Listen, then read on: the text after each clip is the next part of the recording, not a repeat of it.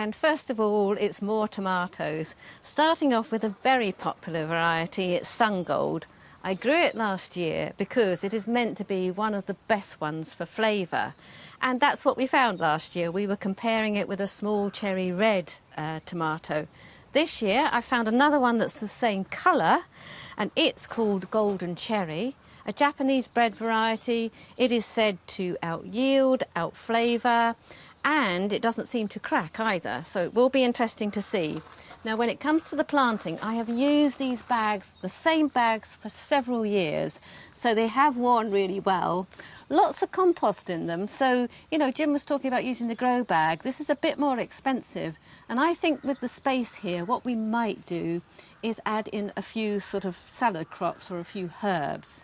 Now, when it comes to the planting itself, put the strings in, and then what you do is take this out the pot. Again, lovely healthy plants, and the string goes underneath the root system, and as the root starts to grow, that holds in the string.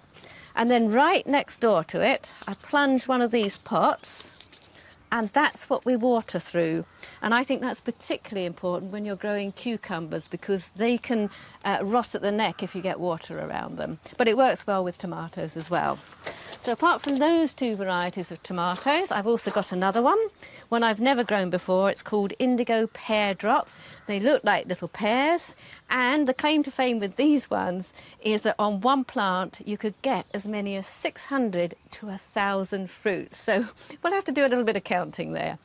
Onto the cucumbers, I've got three varieties. This one's called Deli Star, and you know, quite a few people suffer with indigestion if they eat cucumbers. So this is the one that you might like to grow.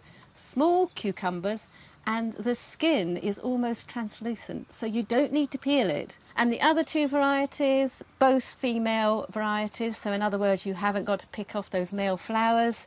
We've got Bangkok, which is a ribbed variety, and we've also got another one called Swing, which is a nice smooth variety. So we'll have that comparison when we have the taste test with those as well. And finally, over this side, we're growing a couple of squashes. And the system that we'll do with these, because they are climbers or trailing plants, we will put up a net. We did that last year and it worked really well. Varieties Pink Banana, and we've also got Sunshine, and I think George might have his eye on this one for salads, because I think you can grate it raw as well as cooking it.